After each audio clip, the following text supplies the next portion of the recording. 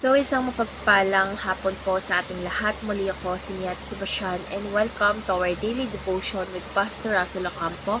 And today is September 10, 2025 and our topic is all about ano ang gagawin ng Diyos sa mga kurakot. So, our concept is all about sin.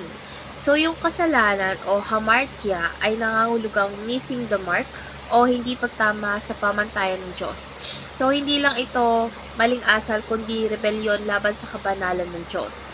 Dahil makatarungan ang Diyos, hindi niya palalagpasin ang kasalanan. Ngunit sa pamamagitan ni Kristo, ipinakita niya ang kanyang awa at naghandog ng kapatawaran. So, tanging si Jesus lamang tayo napapatawad at naliligtas mula sa hatol. So, yung ating tugon ay magsisi, iwan ng kasalanan at mamuhay ng may masunurin kay Kristo. So, our Bible readings for today is all about Romans chapter 3, verse 23, ASND version, dahil lahat ay nagkasala at hindi nakaabot sa kawalatian ng Diyos. So, dadako na tayo sa ating teaching. So, yung first teaching is sin is hamartia, which means missing the mark. So, lahat tayo ay nagkamali at hindi nakaabot sa pamantayan ng Diyos. So, yung kasalanan na hindi lang pagkakamali, kundi paglabag sa kabanalan niya. Second is God will not leave the guilty go unpunished. So, makatarungan ng Diyos kaya tiyak na may kaparusahan ng ating mga kasalanan. So, walang makakatakas ng hustisya ng Diyos. And lastly is Christ alone saves us from God's punishment. So, tanging si Jesus lang ang nagbigay ng handog na sapat para sa kapatawaran. So, yung kanyang dugo tayo nalinis at nailigtas mula sa parusa ng kasalanan.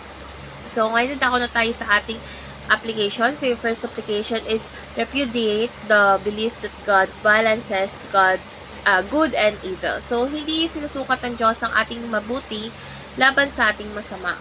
So, ang kaligtasan kasi is nakabase lamang sa ginawa ni Kristo, hindi sa ating gawa. Second is remember that all sin has a day of reckoning.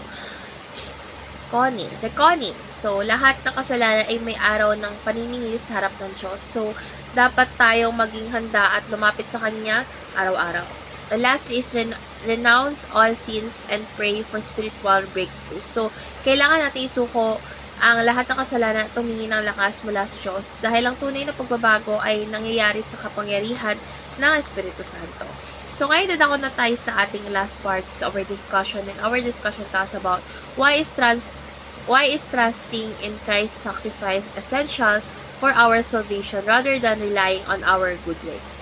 So, mahalaga yung pagtitiwala kay Kristo dahil walang sino man ang makakaligtas sa sariling kabutihan niya.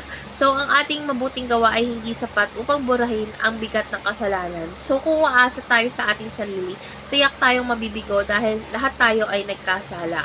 Ngunit sa krus, tinanggap ni Jesus ang parusa na dapat ay para sa atin, kaya't ang kaligtasan ay kaloob lamang ng Diyos sa pamamagitan ng pananampalataya kay Kristo.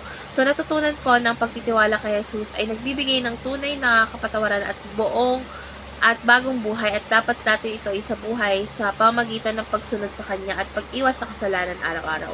So, let's pray po. Lord God, maraming salamat po at inamin po namin na kami ay nagkasala at madalas hindi namin natutugunan ng iyong pamantay. Lord God, salamat po sa iyong anak na si Jesus na namatay para sa amin upang kami ay maligtas.